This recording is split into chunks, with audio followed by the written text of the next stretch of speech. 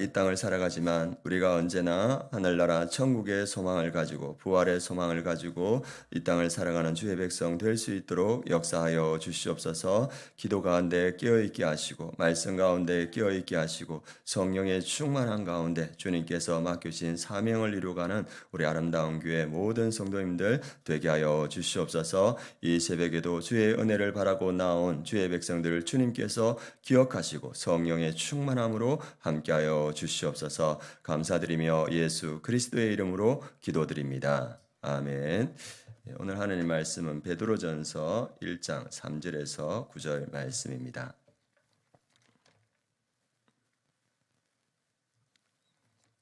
베드로전서 1장 3절에서 9절 말씀, 13절 말씀, 먼저 1장 3절에서 9절 말씀 함께 봉독하도록 하겠습니다. 우리 주 예수 그리스도의 아버지 하나님을 찬송하리로다. 그의 많으신 긍휼대로 예수 그리스도를 죽은 자 가운데서 부활하게 하심으로 말미암아 우리를 거듭나게 하사 산 소망이 있게 하시며 썩지 않고 더럽지 않고 쇠하지 아니하는 유업을 있게 하시나니 곧 너희를 위하여 하늘에 간직하신 것이라. 너희는 말세에 나타나기로 예비하신 구원을 얻기 위하여 믿음으로 말미암아 하나님의 능력으로 보호하심을 받았느니라. 그러므로 너희가 이제 여러 가지 시험으로 말미암아 잠깐 근심하게 되지 않을 수 없으나 오히려 크게 기뻐하는도다. 너의 믿음의 확실함은 불로 연단하여도 없어질 금보다 더 귀하여 예수 그리스도께서 나타나실 때 칭찬과 영광과 존귀를 얻게 할 것이니라. 예수를 너희가 보지 못하였으나 사랑하는도다. 이제도 보지 못하고 믿고 말할 수 없는 영광스러운 즐거움으로 기뻐하니 믿음의 결국 곧 영혼의 구원을 받음이라. 13절 함께 읽겠습니다. 그러므로 너희 마음의 허리를 동이고 근신하여 예수 그리스도께서 나타나실 때에 너희에게 가져다 주실 은혜를 온전히 바랄지어다. 아멘. 오늘 말씀 제목, 우리는 늘 깨어서 나의 소망이 이 땅에 있는지 하늘에 있는지 물어야 한다. 이 말씀입니다. 오늘 말씀 제목, 우리는 늘 깨어서 나의 소망이 이 땅에 있는지 하늘에 있는지 물어야 한다. 이 말씀으로 함께 은혜를 나누고자 합니다. 우리 성도님들 강경에 최초 침례교 자주 가보셨을 겁니다. 그 기억자 교회가 있는데 저도 이제 여러 목사님과 갔는데 원래는 옥녀봉이라고 하는데 그 옥녀봉 땅이 침례교단 거였다고 합니다. 그런데 이제 1942년에 우리 침례교단이 동아기독교회인데 그때 공식적으로 우리는 신사참배를 거부한다 이렇게 확정을 해서 신사참배 거부를 발표를 했는데 그때 이제 일제에서 우리 32명 그 침례교단 동아기독교 대표를 잡아가고 그리고 그 사람들을 이렇게 신사참배를 하라 고민을 해가지고 그때 전치규 목사님이 옥중에서 순교하셨습니다. 순교했고 그 다음에 나머지 5분들은 그 고문 후유증으로 이제 출소하고 나서 이렇게 또 순교하셨습니다. 그래서 전체적으로 교단에서 밝히기를 우리는 그 일로 인해서 6명이 순교하셨다 이렇게 밝히고 있습니다. 그리고 그때 다 몰수됐던 재산이 아직도 이렇게 지금 침례교단으로 넘어오지 못하고 있다 이렇게 이야기하고 있습니다. 그래서 우리 침례교단도 일제시대 때 끝까지 진사참배를 반대했던 교단 중에 하나였고 그리고 그 일로 인하여서 6명의 순교자가 있었습니다. 그래서 그때 잡혀갔던 그 분들이 신사참배 우리 하겠습니다. 이렇게 하면 살 수 있었는데 그 전추교 목사님을 비롯해서 많은 분들이 우리는 신사참배를 할 수 없다. 그렇게 외치다가 결국은 순교하셨고 그리고 우리 교단은 끝까지 신사참배를 하지 않고 이후에 이제 해방되고 나서 다시 교단들이 이렇게 모여서 우리 침례교를 이루게 되었습니다. 그리고 지금 이 땅에도 여러 가지 핍박들이 있는데 이 땅의 많은 나라들 중에서 지금 가장 많은 핍박을 받고 있는 것은 우리가 알다시피 이 북한이고 또 북한 외에 가장 많은 핍박을 받고 있는 나라가 나이지리아입니다. 나이지리아에 보니까 올해로 예수 그리스도를 믿는다는 이유로 살해된 사람이 7,000명이라고 합니다. 그러니까 그 땅에는 예수 그리스도를 믿기 때문에 살해되고 그리고 재산을 빼앗기고 그리고 위협을 받는 것이 지금도 일어나고 있습니다. 유럽 연합 그 회의에서 발표된 자료를 제가 가져왔습니다. 나이지리아에서 2019년부터 2020년까지 약 1만 7천 명의 기독교인이 신앙 때문에 공적 표적 공격을 받아서 살해되었습니다. 2025년 첫 7개월 동안 해도 7천 명이 넘는 희생자가 발생했고 약 7,800건의 납치 사건이 발생했습니다. 이러한 수치 뒤에는 파괴된 가정, 파괴된 마을 그리고 피난길에 오른 지역 사회가 있습니다. 그래서 오늘날에도 예수 그리스도를 믿는다는 이유 때문에 생명을 잃고 그리고 터전을 잃고 이렇게 방황하게 되는 그런 모습이 있었습니다. 그래서 그러한 여러 가지 열악한 상황 가운데도 어떻게 우리 믿음의 선배 침례 교단의 선배들은 믿음을 지킬 수 있었을까? 그리고 나이지리아의 그 많은 기독교인들이 이러한 핍박 가운데도 어떻게 그들의 신앙을 가지고 갈 수 있을까? 또 혹 이후에 우리의 삶에도 핍박이 올 때 우리는 어떻게 하면 그 핍박 가운데도 신앙을 지켜갈 수 있을까? 그것에 관련된 말씀이 오늘 말씀입니다. 오늘 말씀은 사도 베드로가 썼는데 이 사도 베드로가 어디서 썼냐? 이 성경의 베드로전서는 바벨론에서 썼다고 이렇게 말하고 있습니다.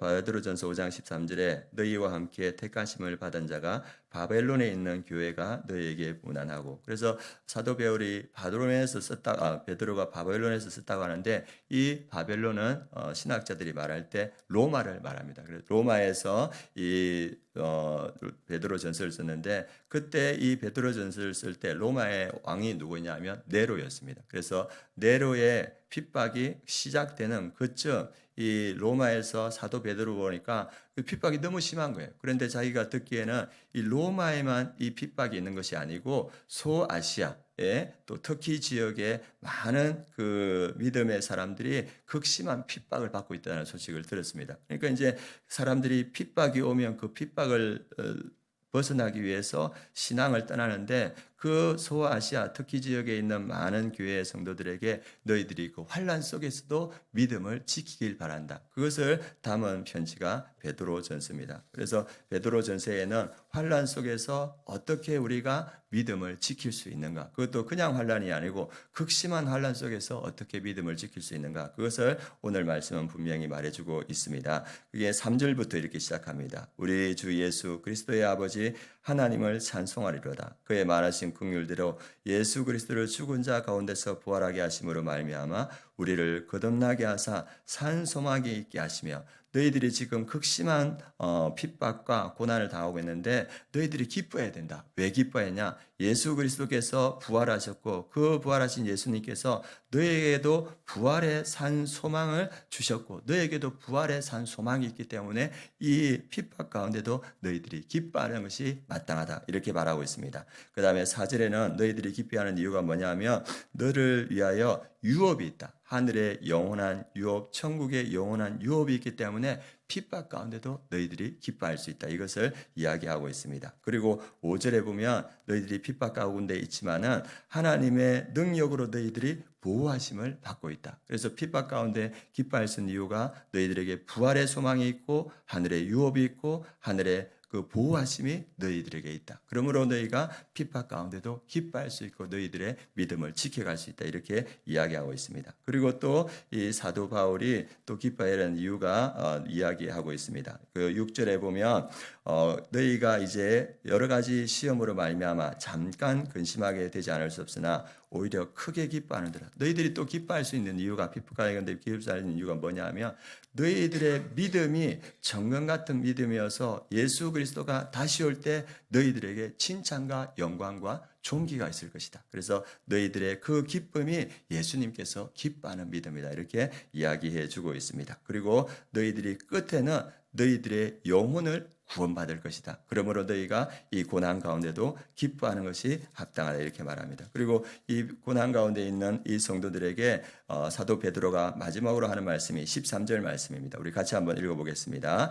그러므로 너의 마음에 허리를 동이고 근신하여 예수 그리스도께서 나타나실 때에 너에게 가져다 주실 은혜를 온전히 바랄지어다. 그래서 너희들이 핍박 가운데 있는데 너희가 허리를 동이고 주의하서 근신하여 깨어서 하나님이 다시 오실 때, 예수 그리스도께서 다시 오실 때 너희에게 주실 은혜를 바라라. 그 은혜를 바랄 때 너희들이 이 고난 가운데도 믿음을 지켜갈 수 있다. 그래서 이 일제시대 때 1942년에 잡혀가지고 1944년에 전추규 목사님이 돌아가셨거든요. 2년 동안 고문받으면서 끝까지 믿음을 지킬 수 있었던 이유가 무언가? 그 감옥에서도 부활의 소망이 있었기 때문이고 예수 그리스도께서 다시 오셔서 이 믿음을 칭찬할 수 있을 거라는 믿음, 그리고 그 다시 오실 때 그 우리에게 주신 하늘나라의 유업을 바랐기 때문에 이 전추규 목사님은 그 감옥에서도 믿음을 지킬 수 있고 우리 믿음의 선배들도 믿음을 지킬 수 있었습니다. 그래서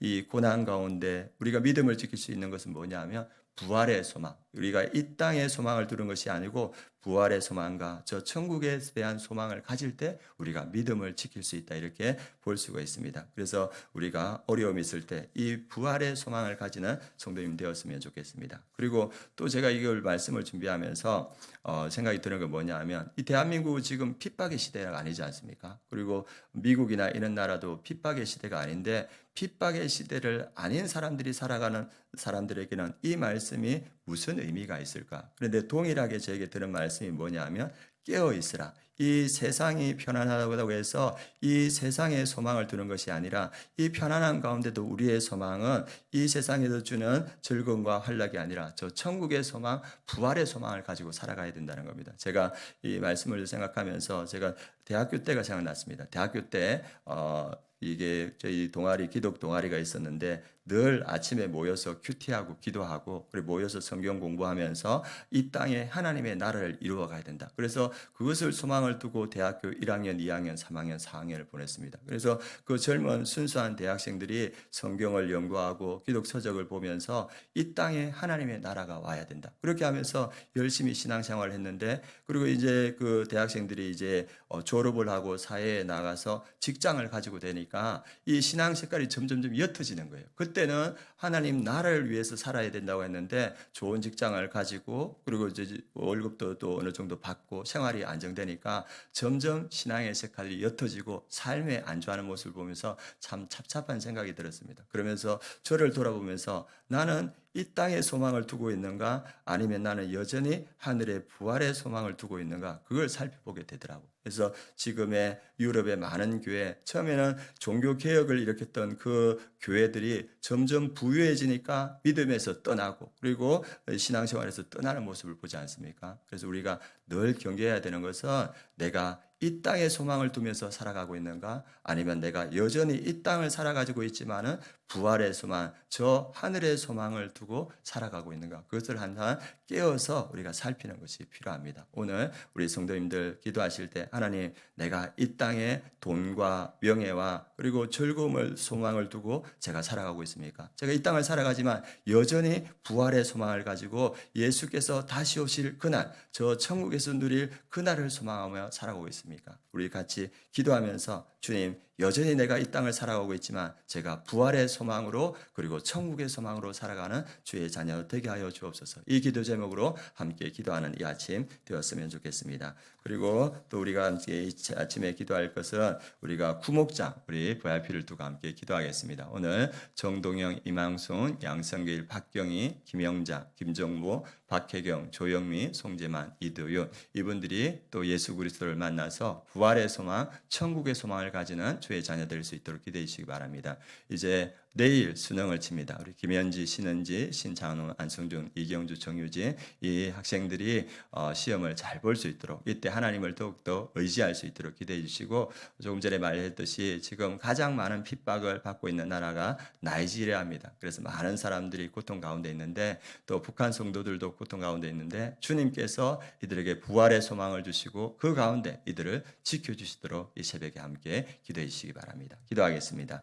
하나님, 오늘 이 새벽에 우리가 베드로 사도가 주는 부활의 소망에 대해서 보았습니다. 우리가 여러 가지 어려움과 환란이 있지만 우리가 이 땅의 소망을 두지 않고 부활의 소망으로, 하늘의 소망으로 살아가는 주의 백성들 될 수 있도록 역사하여 주시옵소서. 또 이 시대에도 여전히 하나님 고통받고 있는 많은 기독교인들이 있습니다. 우리 북한 성도들을 주님께서 보호하여 주시고 부활의 소망으로 이 어려운 때를 이겨나가게 하시고, 특별히 나이지리아의 많은 기독교인들이 고통당하고 있습니다. 하나님 그들을 보살펴 주시고 그들이 부활의 소망 가운데 믿음을 지켜나갈 수 있도록 주님께서 붙들어 주시옵소서. 또 풍요의 시대를 살아가고 있는 우리를 위해서도 기도합니다. 우리의 소망을 이 땅에 두는 것이 아니라 여전히 이 땅을 살아가면서도 하늘의 소망, 부활의 소망을 가지고 살아가는 우리 아름다운 교회 모든 성도님들 되게 하여 주시옵소서. 지금은 우리 주 예수 그리스도의 은혜와 하나님의 그 크신 사랑과 성령의 내주 충만하심이 이 땅을 살아가면서도 부활의 소망을 가지고 부활의 복음을 전해 나아가는 우리 아름다운 교회 모든 성도님들 머리 위에, 그 가정 위에, 이 민족 위에, 열방의 선교지 위에 지금부터 영원까지 함께 하시기를 축원하옵나이다. 아멘.